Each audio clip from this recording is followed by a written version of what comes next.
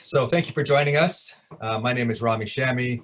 I'm a case manager at Kensington Health. I'm also a multicultural outreach coordinator for Lighthouse for Grieving Children, and I'm also a hospice palliative care consultant. So it's a bit busy, but I absolutely adore what I do.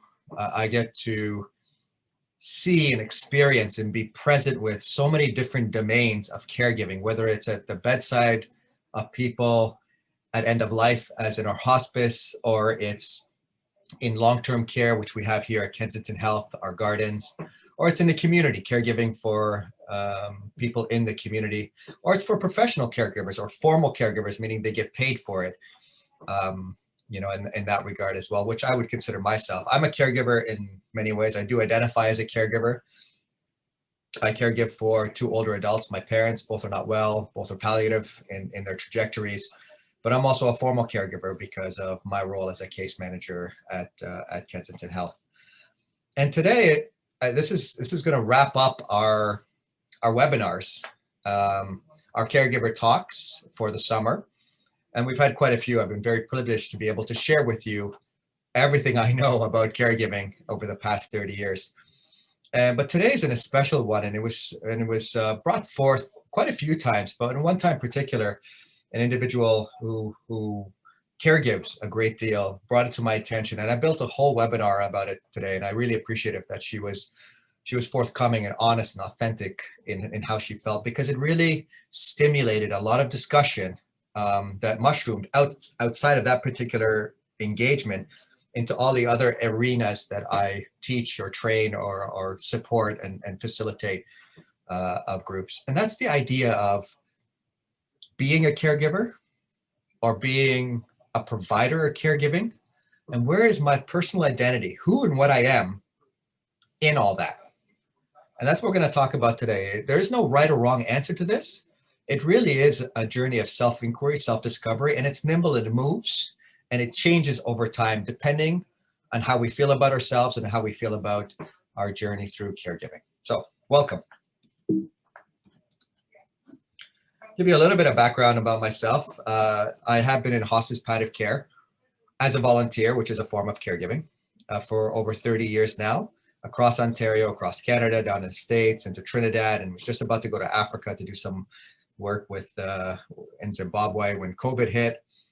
But I've seen a lot of suffering, of pain, of trauma, and of caregiving over 30 years. And I've seen how it's changed. I've seen how it's diversified with the depth of diversity we have in especially Southern Ontario, but across Canada, really, and all the domains of diversity, which I won't necessarily get into, and the impact of those domains of diversity on caregiving, styles, structures, engagements, beliefs, and practices around caregiving, and what it is to be a caregiver, to be identified as a caregiver, or to be identified as someone who provides caregiving, rather than encompassing who and what they are.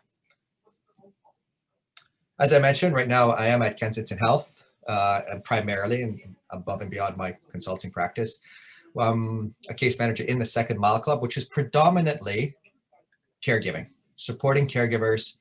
I also run a bereavement program for people who have had a family member or a loved one or a friend die at our hospice.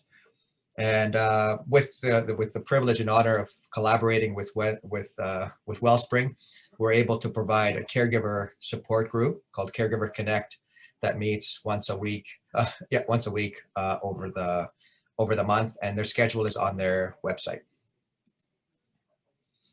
So my tenure through caregiving, personally and professionally, really was excited by this particular incredible legend. Her name is June Caldwell, and she really brought caregiving to a whole new dynamic for me.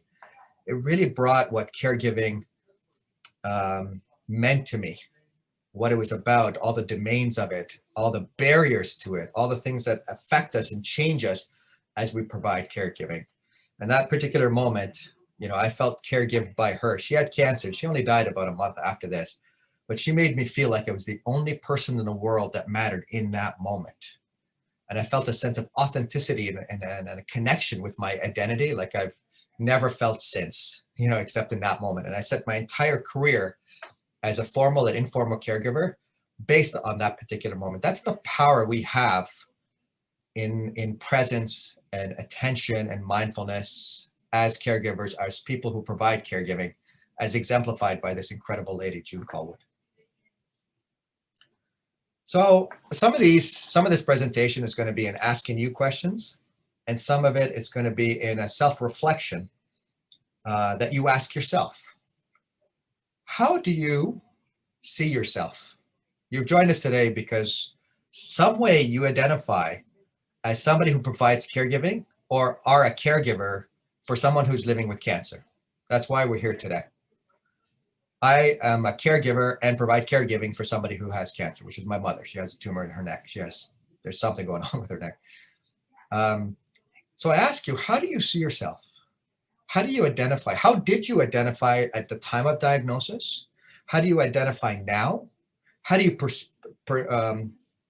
project into the future, maybe after a death or after a remission or a stabilization, however you see it? How do you see yourself? And I think the whole aspect of caregiving and personal identity starts with a reference point today, now, of how you view yourself. Because it's how you view yourself and how you see yourself that really infiltrates and infects everything you do in caregiving, and actually affects everything you do in your life. And you'll see as I move forward to that, what that really means. Do you identify as a caregiver? Because for some of the people I support in groups and what have you, they have a pride or a burden that they say, I am a caregiver. It gives them structure. It gives them solace. It gives them an identity. For others, there's almost a rejection of the idea that I am not a caregiver. I am who I am. Caregiving is what I do. Caregiving is a verb. It's an action. It's what I do. But don't identify me as a caregiver. I am, not to devalue others who identify as caregivers, but for some individuals, they're saying, I am so much more than what has been bestowed on me because of whatever the circumstances are. How do you see yourself? Ask yourself. Or is it a combination of both? Because I don't think it can be a combination of both. Or does it move? Sometimes I identify as a caregiver. Sometimes I identify as myself who's providing caregiving. I think the important thing is to be mindful and aware of where you find yourself, and self-reflect on how do you see yourself.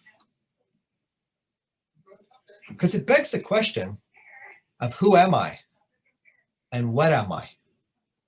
And when we look at those questions, they're exasperated in the stress, the trauma, the struggle, the pain, the suffering, and the burden at times, and the exhaustion and the anger of providing caregiving. All things I've heard from people who are providing caregiving, who are caregivers.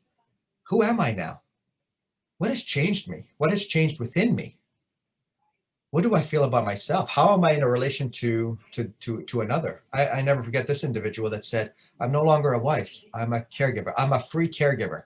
And you could sense even not a resentment, but a little bit of an anger when she said that, at the loss of sense of self. So with what you are carrying in providing caregiving, who are you now? What parts of you do you feel are left and still vibrant, and what have been lost? And what have been grieved in their loss? What do you feel you are now? Are you a free support? Are you disgruntled and upset at what's been taken from you in your life? Are you proud and happy that this is what life means to you? All things I've heard, and all things that I receive without any judgment, because they're just true expressions of our authentic selves, of how caregiving and our circumstances have brought to us. That's actually, if I could give it a plug, that's what I love about our Caregiver Connects group, is that there isn't a judgment. We can be who we truly feel we are within the group. There's that sense of safety just to express ourselves. This is who I am. This is who I am right here, right now. Whether I like it or not, this is what I am. And then I'll tell you what I like and don't like about it. And I think that's important in caregiver support, or people who are providing caregiving, support, to be able to express how has caregiving changed us, affected us, infected us, taken from us, given to us in a safe and entrusted environment. I hear all the time from people who provide caregiving or, who identify as caregivers, what's become of our identity? And no, you know why I asked that? You know why I asked you that question? It's because if there's identity has changed, there may have been losses to how we identify. Because so much is wrapped up in how we identify ourselves, right? You hear it in, how we identify with work or activities or religion or spirituality or marriage or social economic background, right? What has become of your identity as a result of caregiving? And if you're mindful of that, you'll recognize that there has been maybe possible, often likely, aspects of our identity that have changed or been lost entirely. And I feel that's an imperative to recognize because it brings an awareness of the loss. Change involves loss, almost always. It could be good, but there's a loss. And sometimes in that loss, oftentimes in that loss, there's grief. We grieve that which has changed, whether it's changing for the better, for the worse, for whatever it may be. There's a grieving. So what aspect of your identity has changed? And have you recognized to yourselves what you might be grieving in that change, in that loss, as a result of caregiving? The other important piece of this is, do you recognize that you may be grieving and not recognize it as grief? Because so often we think of grief, oh, somebody died, somebody died, somebody died. No. Most grief is non-death related. Grief is the feeling we have inside of ourselves towards something that has changed or lost or moved. We don't feel it anymore. How do we feel to that? That can be a very strong aspect of caregiving and of our identity as it's wrapped up and infected and changed by caregiving. Because if we look at all the influences or all that influences you in caregiving, there's the duty and the task of caregiving itself that can teach you new skills, that can actually physically harm you, hurt you, burden you, that can excite you, that you can do something new. So there's that influence. There's the time that it takes to provide caregiving that takes away from everything else that you used to do. So much of what you used to do, whether it's fly model planes or knits or cook or go travel. Well, who's traveling now with COVID, right? But hopefully, numbers are coming down. There's the time that's changed. And so often who we are and who we are is affected by what we do. And what we do has been changed because we don't have time, because that's been directed to caregiving. Then what becomes of who you are? There's an aspect of you that has changed because you can't do the things that provide you self-care or care for yourself due to caregiving. There's the activities that you used to love to do that maybe caregiving has taken such a role, or that you feel guilty doing them and you can't do those activities anymore, don't want to do those activities anymore, or they remind you of activities you used to do with the person you're caring for who has cancer, that were part of representation of who and what you are. There's your work. I know a number of people that come to our caregiver groups that can't work anymore like they used to, or can't go to work anymore because of their caregiving duties. So much of our identity, especially in North America, maybe I shouldn't even say that, but across the world has become much more similar than different, is part of who we are is wrapped up in our work. I know that. Anybody asks me, I say, who are you? I said, I'm hospice, right? And it's become part of my identity. If I don't do hospice, then who am I? And I often think, if my parents continue to decline in health, I'm going to have to find some way to hold on to this aspect of what I do for a living, what I absolutely love, because a lot of my attention is going to be over there. But then who do I become? And I don't subscribe to this idea that who we are is not what we do and what we engage. I don't feel like, I can't help it. I don't know about you, but I can't help it. It's all influences who I am, including my interests. Like, what interests do you have that you are no longer able to, or want to, or can, or don't have the energy, or feel guilty about, that really ignite you and inspire your sense of identity? How many people, you might be asking, what does this all mean, like in terms of how it becomes an identity? How many people call themselves, Amazon shoppers or iPhone users, right? or Tesla drivers, or a doctor, or whatever. It asserts a part of who and what we are, and so do losses. I do a lot of diversity audits in organizations, and one of the term I hear a lot of is the bereaved, the grieving, the cancer patient, right? Which, right or wrong, right, in terms of its identity, it's assumed, right? I'm a survivor of this. And so part of the loss can be part of our identity. And actually, anytime we've had almost all, no, I wouldn't say blanketed all losses, but a great part of loss becomes and changes who and what we are and how we see the world. See, these are influences, all that affect us, and all these are subject to caregiving. And then there's COVID, right? That's a whole other piece that influences and changes who we are because of the nature of caregiving and how COVID has restricted, barriered, and made caregiving so much more difficult. And also what it's taken away. And I say the word taken away because it has. It's taken away. I like to project it and blame it on COVID, right? It gives me an object to despise in many ways, if I can use that language. But how much of the disease itself has taken away from what you could do to provide self-care from you, to maximize your time, to still have your opportunities to work and have activities and have interests because of the restrictions, and then the impact of caregiving. So we look at all that influences us in caregiving and how it affects us and changes who and what we are. It almost as if flips our world upside down in many ways, or maybe even that would be too predictable to flip it upside down. In fact, maybe it flips it at a 10 or 20 or 30 or 70-degree angle, and we're left teetering like this. And when we're teetering and unbalanced and unstructured, we start to feel kind of like, who am I and what am I? Where do I fit in this anymore? This is new.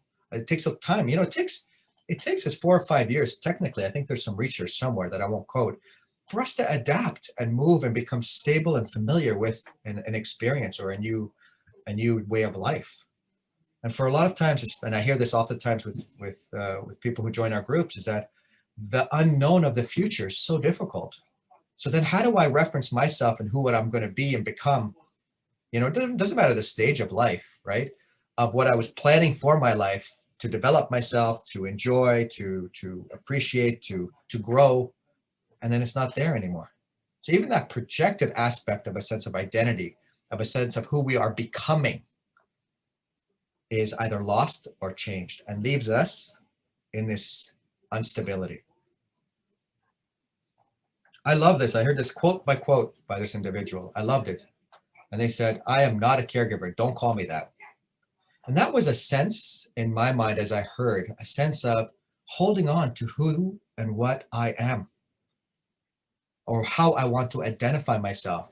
And that's an autonomy that should be afforded to people who provide caregiving, and how they want to identify if they already know. Because sometimes we know, and sometimes the situation is so chaotic and so unstructured and so stressful, we don't quite know where we are anymore, right?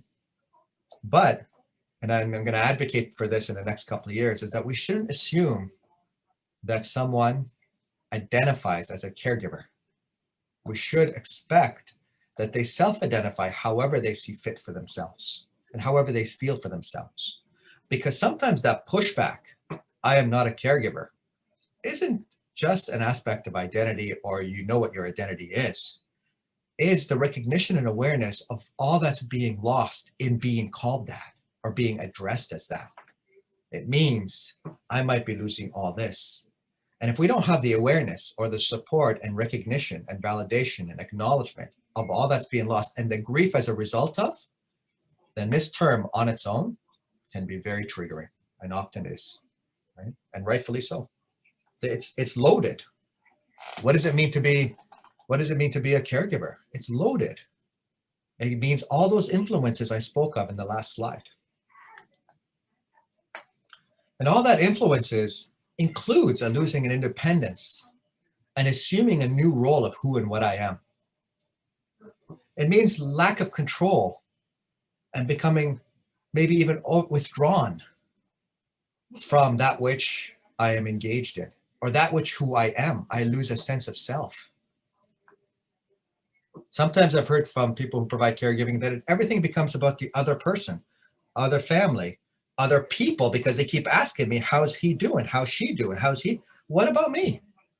The loss of sense of self or identity isn't necessarily self-generated or situationally generated. Sometimes it's a consequence of our environment and the people's maybe just trying to be caring and inquisitive or curious or nosy, right? Then we lose the attention that we naturally and normally and commonly would expect for ourselves. And a lot of who and what we are is in reference to who others are. But if the focus is all on somebody else, we sometimes feel invisible, lost, unacknowledged. Sometimes there's a desire to escape and relief or find a way out. You might have seen this in another presentation I did about a year ago, but I wanted to reiterate them from this context of personal identity. And this way out, I've heard it from several people who provide caregiving. They said, I just want to get back to me. I don't even know who I am anymore. And then there's this feeling like, I want to go and travel and get out of here, but I can't leave the person I'm caring for. So I feel guilty that I want to leave. But it isn't because I can't handle the caregiving. It isn't because I don't love the person anymore. It's because I lost my sense of self. I don't know who I am anymore. And then there's this push and pull, and sometimes the guilt and the tension that tears us apart. There can be also this responsibility that comes from communities, culture, family, this pressure, society. And the pressure is to provide caregiving, to be there. Because, and I heard this from another person who identifies as a caregiver, and he said, you know what? Everybody thinks I'm a saint, but I hate this. I have to tell you, I don't hate her. I just hate that everybody expects me to do this, and they congratulate me and they pat me on the back for everything that I'm doing, but they don't recognize everything I've lost of me. I don't do all these things anymore. I can't do all this anymore. But nobody's acknowledging the sense of self and identity that I have no more. It's all about this. And I say this in extremes to give you good context and reference, and it could be anywhere in between those extremes. And then there's this energy piece, and time I mentioned to you, but the energy piece is an important piece, because then all the energy is focused on the needs of others, commonly in caregiving. And then that energy is lost when it comes to ourselves. We did a mindfulness, I run a mindfulness caregiver group here at Kensington on Tuesday evenings. Welcome to join. And what was very evident was that when we did this mindfulness towards energy towards others and caring for others, it was plentiful. And then we put our hand on our hearts and we put the energy toward ourselves, and we didn't know what to do with it. What is that energy for me? No, it should be for others. And the sense was, incredibly from this one person, was this loss of sense of self to receive that energy for themselves. If the energy doesn't know who it's going to anymore, meaning the person doesn't know who they are or how they identify or where their grounding is in any kind of measure, then that energy has nowhere to sit and be. And a lot of the misconceptions and miseducation about self-care and self-care training and self-care advocacy is this identity, is this piece of identity. Yeah, you could do all these practices, but if we've lost who that practice is supposed to go to so that it's received and harbored and accepted, then it's not going to work, right? And that's the aspect of recognizing, where am I? Who am I? How's this changed me? Am I grieving the things that I've lost due to the change? That's the aspects of caregiving we have to really start to focus on, this identity, this personal identity. And we even start to question our ability to care for someone, to care for someone else. And I left that in there as loved one, because this idea that whoever we're caring for is a loved one is a misconception. That's also part of personal identity, because I've worked with a lot and supported and been with a lot of people who provide caregiving for somebody that they don't love. They care about, but they don't necessarily love. And they don't classify them as a loved one. So the personal identity piece even becomes convoluted in who we think or who we're told we're providing caregiving for. So much of the literature is like caregiving for somebody you love, loved ones. But even in that, there's a misidentification of who we're providing caregiving for, which correspondingly starts to affect us, because we're put into this box or this identity of that is my loved one, I am their loved one, and that's therefore have this responsibility to provide care. Not recognizing that there's an exclusionary part to that, meaning what happens if I'm not really loving this person, but I'm doing this out of responsibility, out of guilt, out of ownership, out of I need to because we live under the same house, or my conscience. All aspects of personal identity. And now as it relates to how we misidentify, especially in the field, professionally, us organizations, the person we're providing care for. There's such a powerful piece to identity that we need to really talk about as in caregiver support. And then the other piece of this whole identity is the bearing of suffering and pain for somebody we're caregiving for. Not recognizing that it's causing us pain and suffering, bearing witness, or in supporting that individual. And that in and of itself almost can diminish our own sense of self, because there's no care or acknowledgement or validation to how we feel in the pain of suffering in supporting somebody who's living with cancer. And one more piece I wanted to add to is this aspect of anticipatory grief.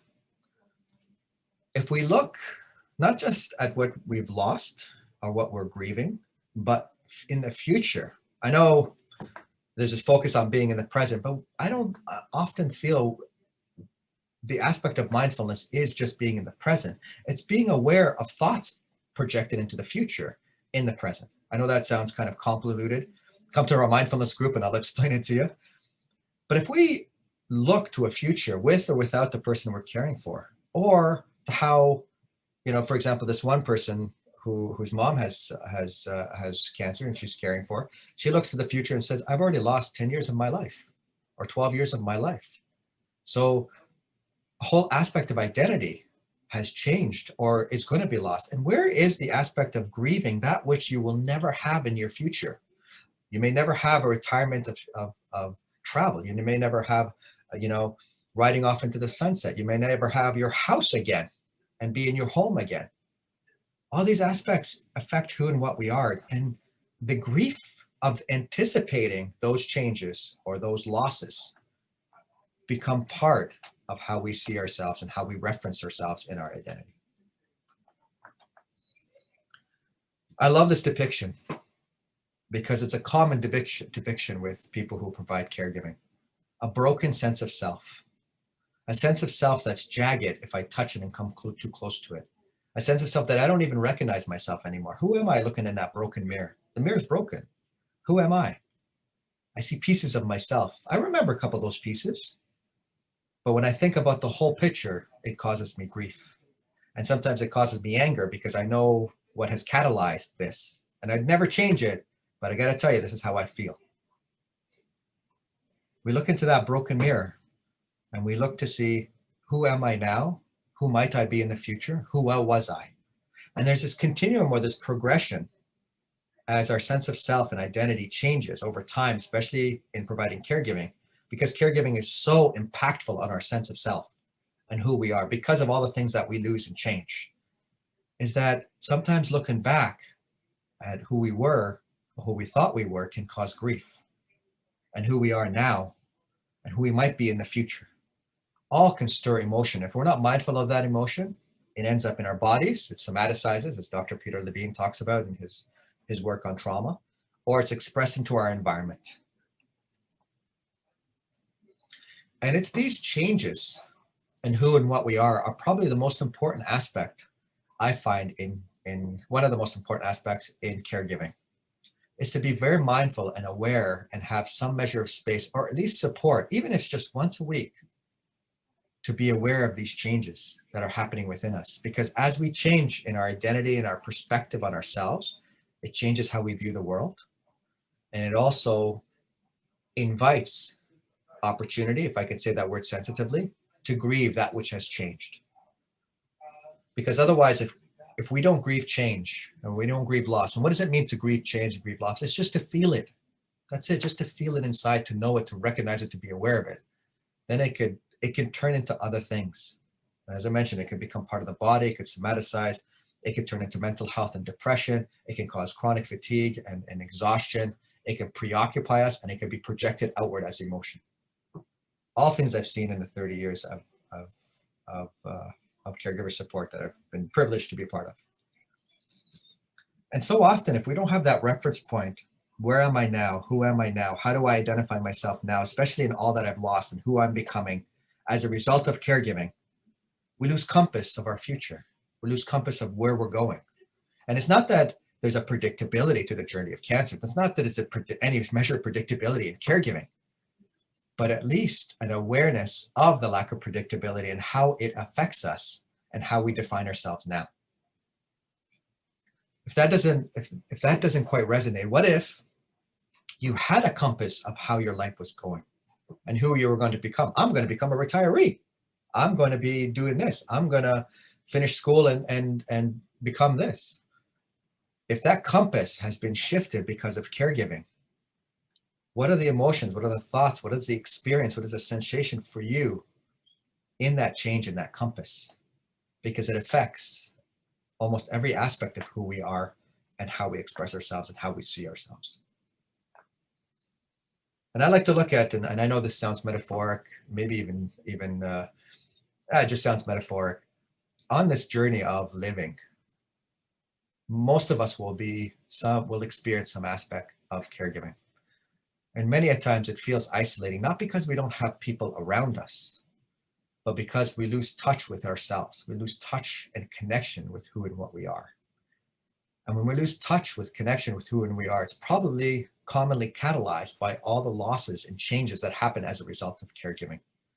And that's when the compass becomes most important. That becomes awareness and presence of how we feel about ourselves and an opportunity to express that, so that maybe we can get some measure of where we're going. And if not where we're going, where we are now, to set up where we're going. There's also this aspect of perspective. If our sense of self has changed, our identity, our self-identity has changed, our perspective on ourselves, how we feel about ourselves, or how we identify ourselves has changed, then the lens within which we see the world changes. The lens how we see ourselves changes. The lens how we see people around us changes. But are you aware of that? Are you mindful of that? Are you recognizing how your perception of the world has changed as a result of caregiving responsibilities and duties? As maybe even as consequence as identifying as a caregiver. And that identification, that perspective that we have on our world is also including the person or people we're providing caregiver for. My apologies, I usually use singular, and I should know better because I'm caregiving for multiple people. Is how we see the people we're caregiving for. So the perspective we have and the grounding we have on what we are influences how we see the world around us, and influences how we see the person we're providing caregiver for. And I'll give you an example, right? This one individual who says, well, I'm no longer a wife anymore. I'm a free caregiver. How she sees her husband is as a patient, because it's directly reflective of how she sees herself. The interesting thing is that she doesn't recognize that. She doesn't understand why she's engaging her husband as a patient. And when we really sat with it, she came to the awareness that she started seeing him as a patient when she started seeing herself as a caregiver. And that's an important awareness, because it changes the dynamic of how you engage with somebody you're caregiving for. From self-identity, from self-perspective, from knowing or thinking or feeling who and what you are, is how you interact with everybody else, especially the person you're providing caregiving for. And again, it's not necessarily right or wrong or good or bad. It's an awareness. When she made that awareness, she started to see all the things she was upset with and didn't necessarily want to do anymore, or was angry about, or felt loss because of how she saw herself and how she saw her husband. It didn't change anything. She still saw her husband as a patient and her as a free caregiver. But the awareness garnered a different feeling within her, a different diminishment of tension that she had within herself, trying to find who and what she was. I wouldn't call it acceptance. I don't always believe in denial and acceptance. It depends on awareness and all the philosophy behind that. But there was a release of the tension and the fight within her of what was happening to the situation and how she was perceiving her husband. And then the grief started to pour out that she felt her marriage was gone. She couldn't understand why she was crying and being upset, not recognizing that everything had changed from her self perspective and her husband, who she saw as her husband, as a result, and what had happened to their marriage. Look at your lives, possibly gain perspective of your lives, and see how, if you're aware of who you see yourself as, how it's changed, and how it's changed how you see the world and the person you're providing caregiving for. Don't judge it. Don't put it down or even change it. Just become aware of it. That awareness is, it's very common, this esoteric stuff of this from within to without, right? How do we feel from within to without? Sorry, somebody has something in the chat. I just want to check. Oh, thank you, Barbara. I want to make sure I was still being received. I was given this presentation a little while ago and nobody could hear me for the first 30 minutes. So this aspect of from within to without, how we perceive ourselves as a result of this consequential caregiving duties and responsibilities and projections and all that, can influence, and often does, change how we see the world, how we see our environments, and how we see the person we're providing caregiving for. And I just ask you to be aware of it, to recognize it, to see it.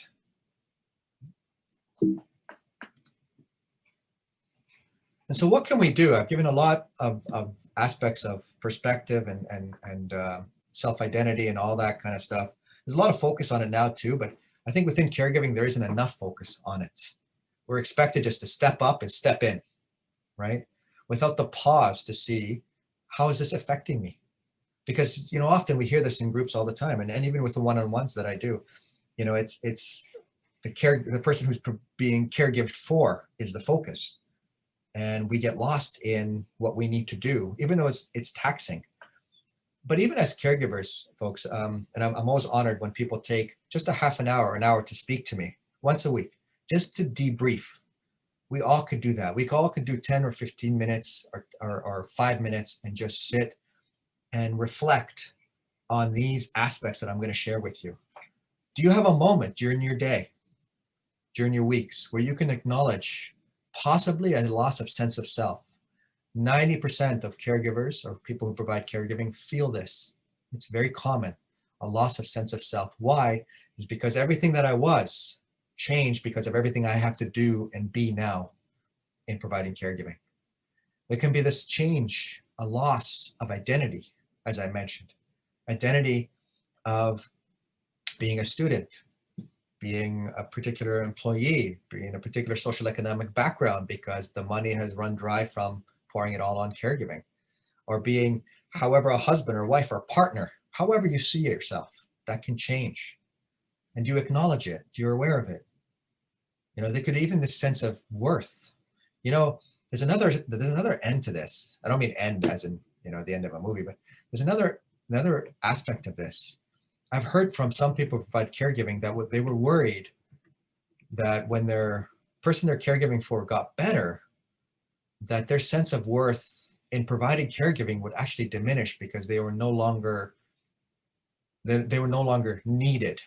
So they clung to it, and you could see, and we brought this to awareness, you could see the projection onto other aspects of caregiving just to remain that sense of being a caregiver, because it can assert an identity. So so what I love about when this individual said, I'm not a caregiver, is sometimes when we assert that identity as a caregiver, what happens when the caregiver is no longer needed as a caregiver and goes back to being a partner, a wife, a husband, a spouse, a friend? Then sometimes the sense of who and what we are is lost because we are no longer conducting that role. And that's an important awareness of caregiver support, is to recognize that there is a transition even in healing or in health and well-being. There's this, often we hear, once a caregiver, always a caregiver, not necessarily because the caregiver roles and responsibilities and duties remain, but because the sense and the adoption of who and what I am now is this, a caregiver. And what happens if I have nothing to caregive for? Who am I then? And again, the sense of loss and transition. And I say this to you, if you remember that picture I showed you, the road ahead, that was preemptive to kind of set it up to say, when we look a little bit forward, we have to also anticipate what happens when my caregiver role changes. Am I identifying as a caregiver? Am I identifying as somebody who provides caregiving? Because if it does transition and does change, either with the person we're caregiving dying or stabilizing, recovering, remission, all that, then what happens to who and what I am? And to be mindful and nimble enough and aware that that can change, and to almost be ready for the transition, or be aware that it might be hard to make that transition. Because if you spend 4, 5, 10 years caregiving, it can be part of the very fabric of who you are. It can be part of your tapestry. And then what happens when it's no longer appropriate for the situation and environment? We can lose direction. That's what would happen. We lose direction if so much of our time and energy is put into this, and then it changes either over time or suddenly. Okay? And is there an acknowledgement and awareness of that change in direction? And do you feel the autonomy with even listening to what we're talking about today? This autonomy, this self-direction. Do you feel even, and I love this term, one of the ladies said it last night in the mindfulness group. She said, I felt permission today. I gave myself permission for whatever she was feeling and thinking. That's an important piece of caregiving as well, is this permissioning, because it references a sense of self. At least gives you a reference point of where that permissioning can come from. And you can't have care for yourself without talking about autonomy, self-direction, identity, and permissioning. Oftentimes it's this acknowledgement of visibility. I remember this one person who identified as caregiver, she said, I look in the mirror and I don't recognize myself anymore. I'm invisible. Not that she physically changed, but she didn't recognize, like the picture in the broken mirror, she didn't recognize internally who she was anymore or how she was.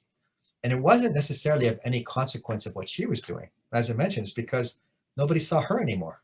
Everybody who asked her about her partner. How's she doing? How's she doing? How's she doing? Right? And that invisibility becomes a part of who we are. It actually sometimes can feed back into identity, loss of sense, and worth. And then it infects our future direction. Okay? And the other piece is what I call accessibility. And the accessibility piece is not just to services, it's not just to groups and supports, it's accessibility to our inner selves. It's an accessibility to our hearts and minds within us.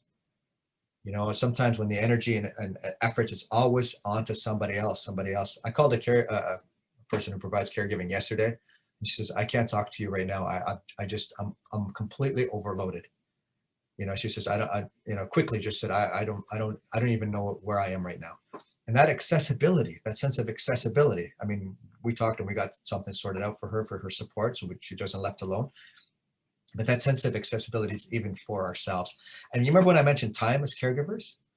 That's where time can affect accessibility to who and what we are and how we are. And that's why I was so grateful for people joining the mindfulness group, is because we take a moment and we learn a skill, how to stop and be present and pause and gain accessibility to our sense of self, to our identity, to our worth, and maybe even to our direction, which then catalyzes a sense of autonomy and can affect visibility. You see how I wrap that all in there?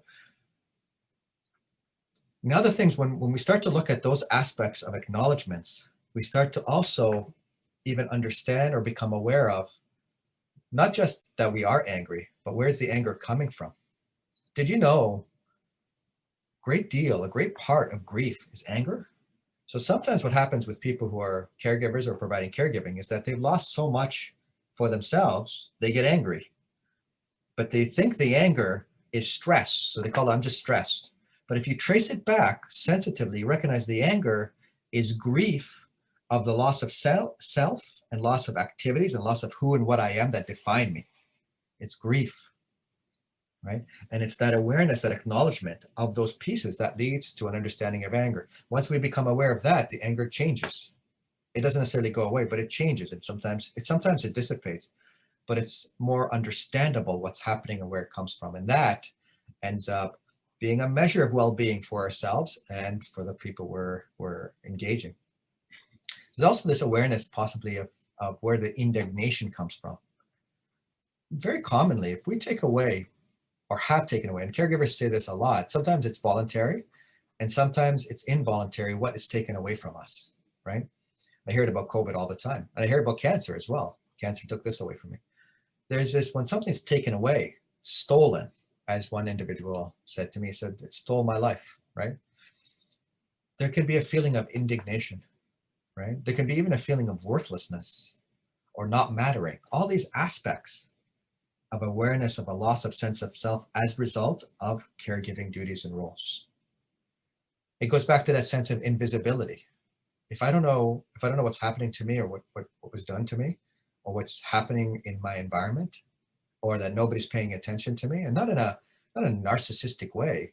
Human beings, for the most part, I'm not a psychology major, but for most of us, want to be visible in some aspect, identified, recognized.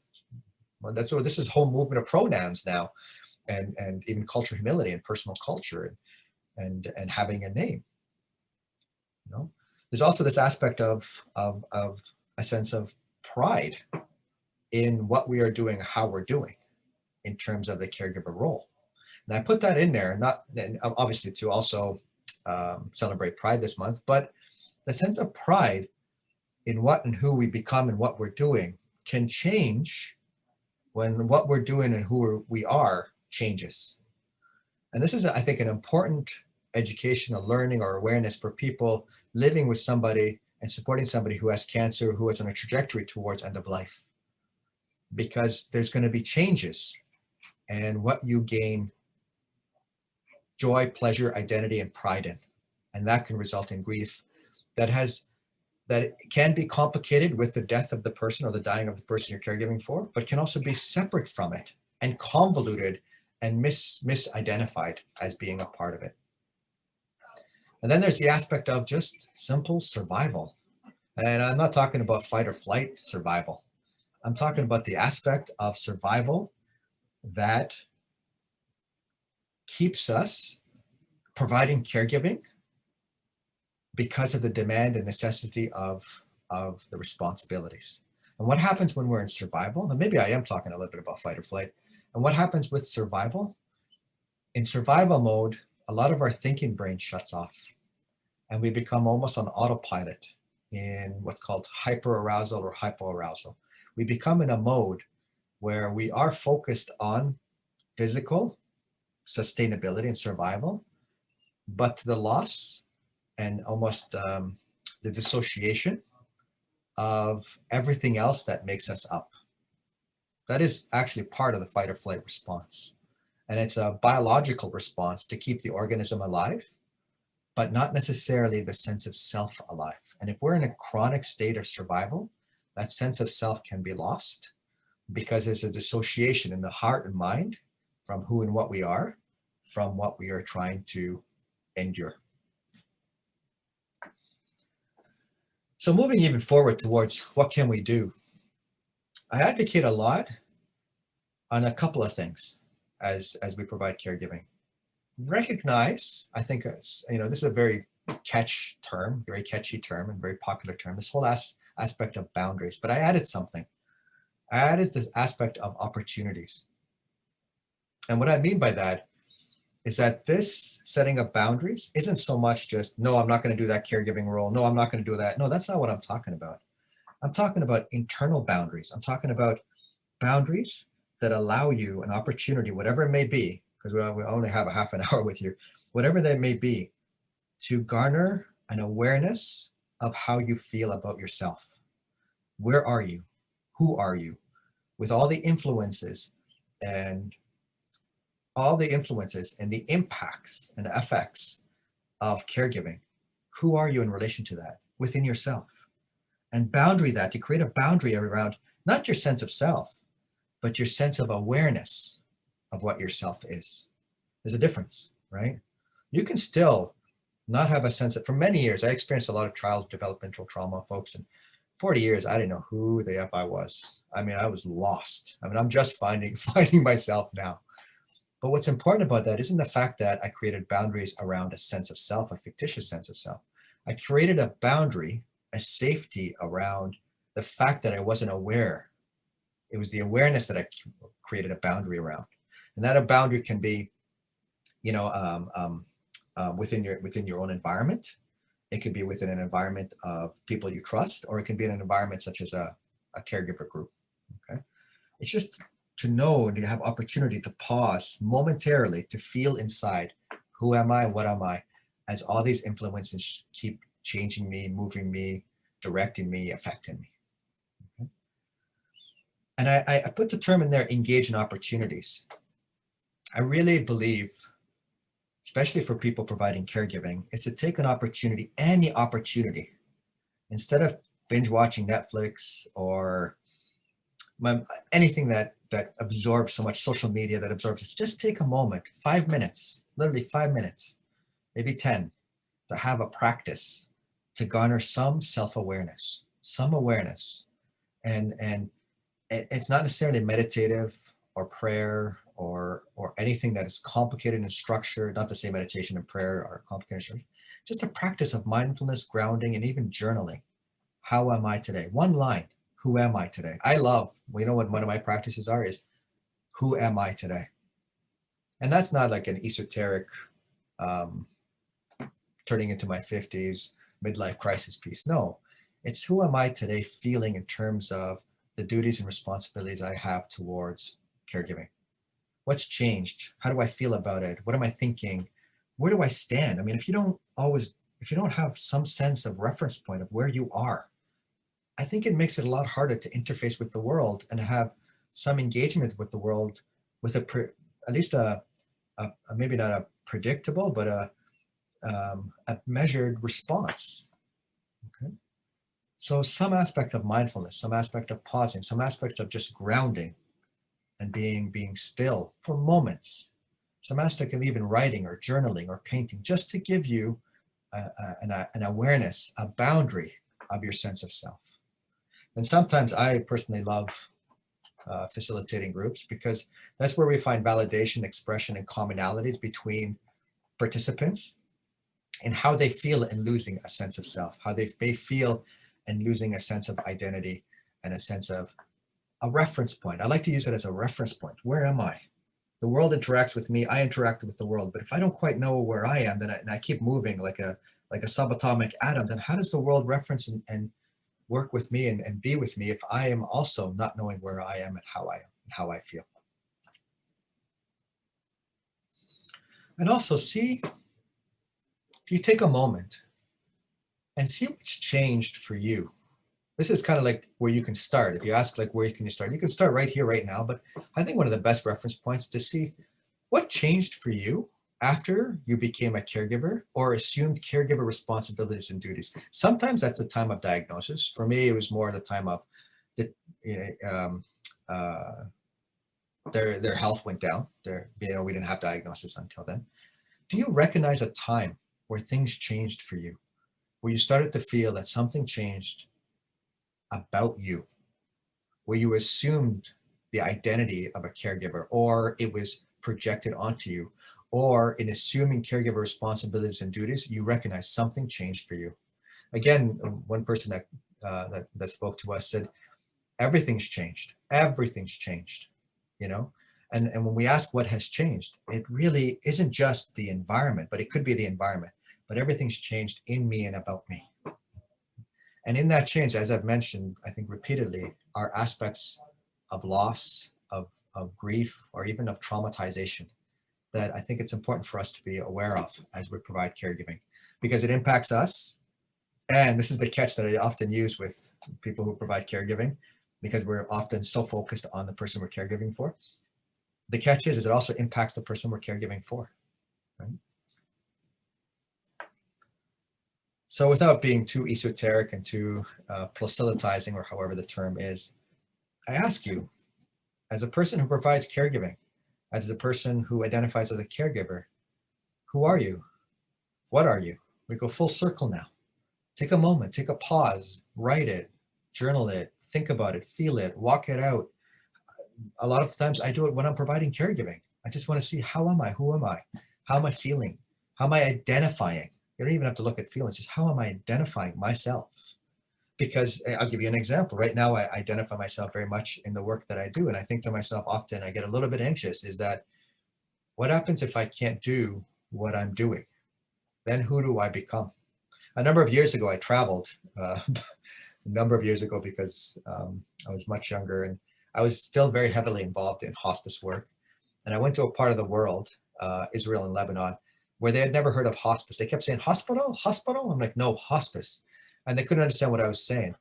And for those few months, I was lost. I was like, who am I if I'm not a professional, formal, paid caregiver? And it was a very important lesson for me to learn how much caregiving has infused in me and how much has become a sense of my identity personally and professionally, and what will happen to me and how will I feel if a part of it changes or is lost completely. That awareness in itself lowered my anxiety and gave me some grounding and gave me some purpose in the future. Not to say that I'm going to retire and play professional golf when I'm no longer able to practice this work, but it gave me a buffer of the expectation and awareness that this could change and will change moving forward. And it gives us a little bit more focus, just a little bit more focus as we turn inward, where sometimes our environments are chaotic, stressed, and unpredictable. You know, the journey through cancer can have some identity of predictability, but oftentimes it's not, right? We think it is, but it can change. And I've heard from many people who have had cancer saying, you're never really comfortable that it won't come back, right? That's just a feeling that they have. However, when we look at it as from the person who provided caregiving, that unpredictability, when we look at our sense of self, sometimes we could just gain focus by grounding in who we feel we are and how we feel we are right here, right now. Because that will be the reference point with how we make our next step, our next 10 steps, and into the future in the caregiving role, and especially as how it might change. And one thing I ask, oftentimes from myself and from others that I support or work with or train with, is to embrace our individuality. And that idea of individuality, the idea of personal culture, is constantly evolving and changing.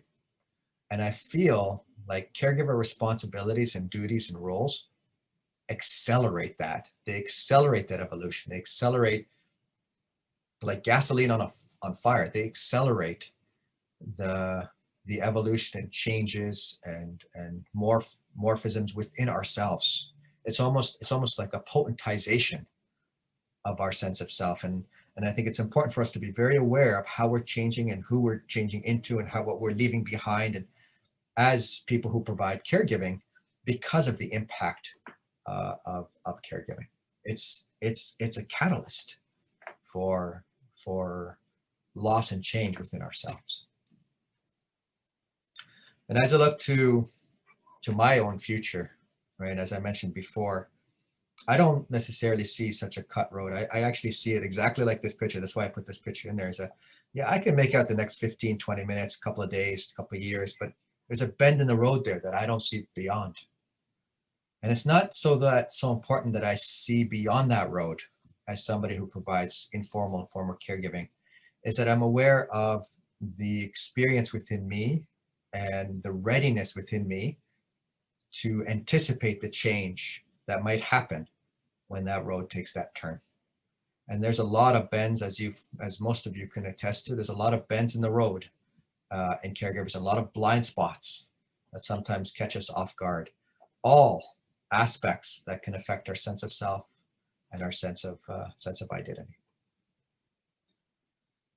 Thank you, folks. That's what I have for you today. I hope it helps in some regard. I hope it brings you some aspect of groundedness, some tools, some skills, some awareness, some validation, some acknowledgement. I characterize myself, as I mentioned, as somebody who provides caregiving. I've stepped into the aspect of an informal, formal caregiver. I have a pride in it. I'm anxious about it because if it changes, but most of all, I feel comfortable enough to share that vulnerability with you. So in hopes that it will help you. Take good care and stay safe. I'll stay on for another maybe 10 minutes. If anybody has any questions, I'll be happy to respond to them.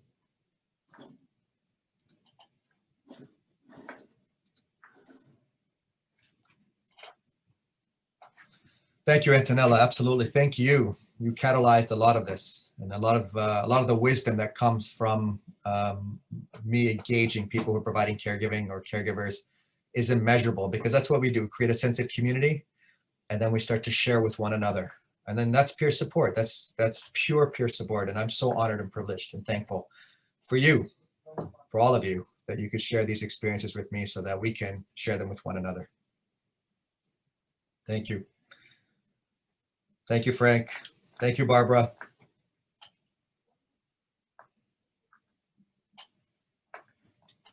So any questions, please feel free. We have about 5 minutes.